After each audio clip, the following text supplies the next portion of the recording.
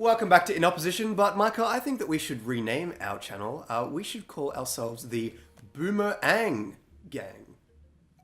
Boomerang? Get it? I'm right and he's wrong.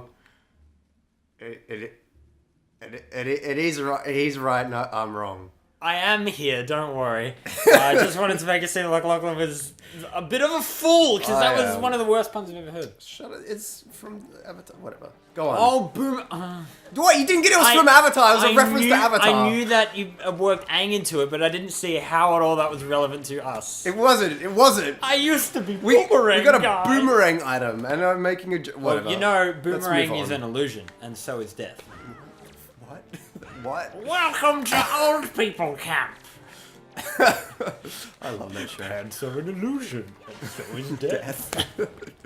My cabbages. Yes. Micah, hey, how's it going? I wanted to ask you about something. You asked that. You shared a very special story. Very just last personal episode story last about episode. My Gramps. About your grandfather. Good old Gramps. Shared games experiences. Yeah. And how that carries over. Yep. How do you share your games these days? So that's interesting because I don't think either of us really play multiplayer games that much. I think I definitely do a lot more than you. I enjoy like playing Super Smash Bros and stuff with friends. Like Super Smash Bros Brawl in year 12, so like our final year of high school, to like de-stress from exams and stuff. Every single Friday night, my group of friends and I would go home to one of their houses and play Super Smash Bros Brawl the entire night, and that was like a really integral part of my gaming experience. I loved playing that a lot. That's probably what really got me into Nintendo. Like I only ever played Nintendo games, but when I like really started thinking about Nintendo as like developers and being interested in that stuff, especially it was because of playing Brawl and it had all those characters. Especially when you start to think about studying games more closely. Yeah, precisely. Yeah. But it's just, I think I wouldn't say so much of the like. Wait, boomerang's freaking cool. Do I just do this? Yeah, I like the boomerang. Yeah, okay, I just do this.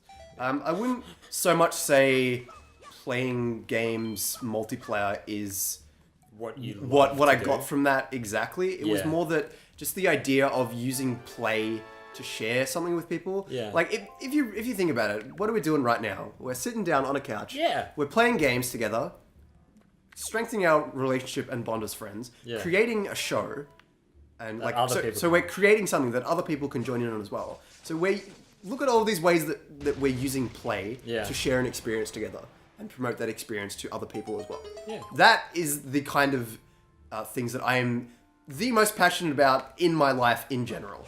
I currently work in VR, and I think that social VR spaces and you know, there's not much to them right now, but I think that they are going to become some of the most interesting like topics to discuss or like to think about. Will be social VR spaces, and it's the thing I'm most passionately want to work in. So like right now I'm sort of just doing just some standard VR stuff. I manage a community in sort of a VR place, so I won't get too much into it, but I'd like to expand that community out a lot more to really think about how VR can create a social space and what we can do with this technology, because I believe that VR is the future currently, because I've really enjoyed what I've played of it so far, and we have to go through this door. I've enjoyed what I've done of VR so far, and I think it's only going to get more and more interesting. And I think before it's too late, we need to start putting in systems of regulating social spaces and like societies that will form in VR, because we want to avoid things like I don't know if you know this, you remember this story, but there was like a virtual reality groping, where there was this game called Quiv VR. I heard about that. Yeah, where a character was groped in VR, and it still felt... Yeah, and it felt too real, and it wasn't okay. And like I mean, there are so many like stories in our culture of like people being sexually assaulted and stuff like that in video games, where it's like, even if it's just like saying things to them or saying stuff over voice chat, but like in VR, it really does embody you a lot more than I think any other medium has done so far, and so to allow that is really dangerous. And I think that we need to how do I get this guy off me? This guy is invading my personal space right now. Are those like the I don't know, they're weird little tentacle the things. hands from No. Like a very much friendlier version You'll of that. see those later, and they are less friendly. They're the creepiest motherfuckers I've ever experienced. What are they called? The hand. The Wall Masters? Or Floor Masters? No, Floor Masters. In the Spirit Temple. In the Spirit Temple. I don't know what you're referring to. It doesn't The matter. dead hand. Oh, no. Yeah. Yeah, I can see how you would think that. No, Yeah. it's not one of them. Yeah. I think when for VR spaces, because like the typical stereotypical what do you call it? Portrayal of a nerd as like this lonely weird person. Yeah. I think VR has because it's such a dawn of such a new wave of technology for games. There's a very unique, very important opportunity to sort of re-gear that. Yeah. To where gaming is now legitimately a thing that a vast percentage of normal people do. It's not a nerd thing anymore. It's so become when VR, a much more inclusive experience. Yes. So when VR, because you're literally not seeing the world, there's a very dangerous precedent that's set when you start to look at it as an isolated experience. So the idea of sharing that experience with multiple people, like a community, in this completely virtual world is I think very exciting. Yeah. For an outsider, for someone who's working in that, I can't so imagine the exciting. passion. I'm so passionate about it. I just want to do so much of it that I can. I really want to be a part of social VR spaces and how we can form them and how we govern them and VR gaming lounges. Yeah, well, I guess got to think a bit more outside the box a little bit. I'd love to be integral to that, and it's something I'm most passionate about right now. So I'm so thankful that I am working in VR and I have this opportunity that I can really start making headway with that. Yeah. And so anyway. In terms of what we can do now, how do you share your games now, like Smash Bros? Do you do that? Because we haven't talked about multiplayer games a lot. Yeah, I mean, I guess I have not as much. Like I really, despite everything I have just said, I am actually still an introvert. Like I'm definitely a weird, nerdy gamer guy, and I do use video games to escape. A lot of the games I liked playing were single player, or if they had multiplayer options, I generally stuck to the single player. Like Pokemon, which was the biggest franchise I've played in my life. Or I should say the franchise I've been, the most into for the longest time. Yeah. I never really got into the multiplayer with that. Like I really didn't like battling other people, but I liked talking to people about Pokemon. Yeah. And playing Pokemon with people, not literally. Have you caught this one? Yeah. Like, oh, dude. This badge. I've got a Metacham on my team. Like, do you have a Metacham? Like that kind of stuff. What'd you nickname yours? That is what I find interesting, and that is what I love so much about games is how it connects people. Yeah. And I aspire to. I love that multiplayer can literally do that. And in fact, in uni, all of the games that I made were multiplayer games. Yeah. I didn't make a single non-multiplayer game. All of my games would try to bring people together in that way. Yeah. Varying degrees of success, but like. Even though I come home and I play like a Souls game and I don't really play online, I just play by myself. Yeah. The fact that you still have invasions in that game. Yeah, well, the fact that I can then go and talk to someone about how cool Souls is, and we just have these experiences. Speak about Bloodborne. Yeah, that's what's interesting to me. So and we can form an entire channel based on experience. Exactly. And sharing and Mario Kart 8, you and I are playing Mario Kart 8 Battle Challenge together. Yeah. That is, I would say that's the most fun I've had in the show so far, is playing that game with you. And like, that's a multiplayer experience. Yeah. So, I don't know. Do you play many multiplayer games though? Like, I feel like I've never heard you, I feel like I hear you commonly complain when a game doesn't allow for a single player experience. I never made time to really try a multiplayer game until I think Destiny came about. Because that game is mandatory multiplayer, and it literally sticks its middle finger up at you if you try and play on your own. It sticks its middle finger up at anybody who tries to play the game, but that's a discussion for a different time. That's different. Because pay $60 for 2 hours content. If you want to play it on your own, go home, you scrub.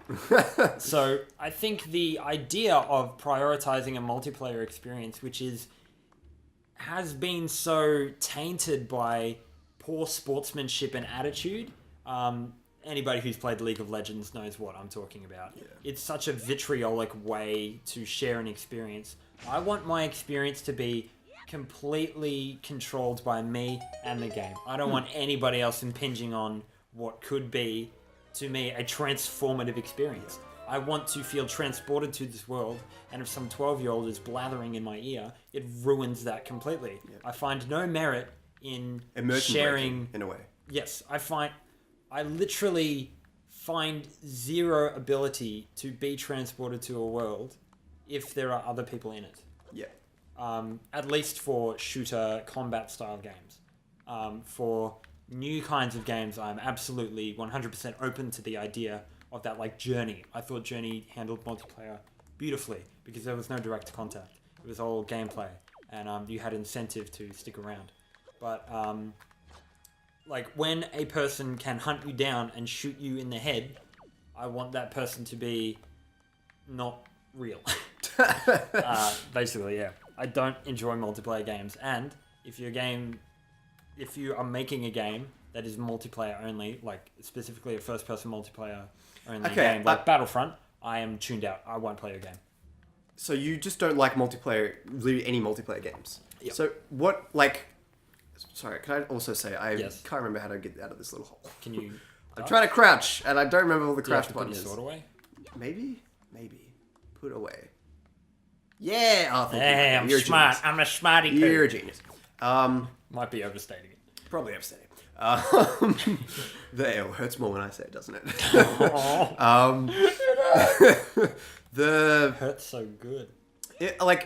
if a game is made just to be a multiplayer game, like a game is made for a multiplayer experience, you know, do you just tune out completely, or is it more a game that could offer you an experience that has this, like Destiny? I feel like Destiny has this story and it has this interesting world, so that could offer you, you know, the experience that you love, which is a great story in a game and a great world you can explore. But it doesn't let you do that because it's only multiplayer. Yeah. So is that something that you don't want to, like? What am I trying to say? If I feel the gameplay could be single player, I would like there to be single player. And but if you feel the gameplay was built just for multiplayer, and it wouldn't make sense. I understand that. Yeah. Like, would you play the single player of Mario Kart 8 if there was a single player? I have. But like, what I mean is, if there was a story mode, Princess Peach is captured and you have to drive around donut planes to save her. It's called Crash Team Racing, and I freaking love that game. Okay, well, fine. But if like Smash Bros, never play it on my own. Yeah. But like I play first-person shooters on my own all the time, so why can't I play Titanfall as a single player? Interesting. Just go home. I really gave Destiny a good slog because that game is a beautifully designed FPS. I think it's the second best feeling first-person shooter I've ever played. I died. Yes, you did. But the fact that it prioritizes sharing with people... Micah doesn't like sharing. Not share. It's not even caring. The fact that it prioritizes so many dumb things, like it's the height of what do you call publisher intervention. Yeah. It annoys me, so I don't even give it the time of day anymore. I don't wanna try because there's potential for it to be a single player. I would like there to be a single player. If there's not, I'm just gonna get mad. Alright, I have an interesting question for you to end off the episode. Yes. As I said earlier, we are right in the middle of E3 during this recording. Yeah. And a new BioWare game was just announced called Anthem. Yeah. And Micah, you told me that you think it looks really good. Yeah. But there was nothing confirmed yet on whether it was multiplayer or single player only. They sort of did the thing that they had like the players talking to each other, like, oh, I'm going to do this strike, I'm going to get some loot. But they didn't confirm whether it was single online player only or if there was single player. If it is not if there is no single player and it's online co-op only, will you buy the game? I do not know because it looks really good. It looks really fucking good. Yes. Even I think it looks really good. And I'm not even going to buy it. Alright. Well, that's been an episode. Yeah, it's been an episode. In opposition. No, wait, let me go through kill these dudes and go through the door. Why don't you do that? Now! Oh, wait! Let's do this boss in this episode. No, it's a long episode already. No, come on, we can do it. No, we've already had No, look, it's a one little, tiny little. Watch, Micah, I'll be done and then it'll be done. Watch, tiny little. 1, 2, 3, 4, 5, go. Let me get the master key. Come on, let me get the master key. Micah, talk. Micah, talk. Talk, it's our Let's Play show.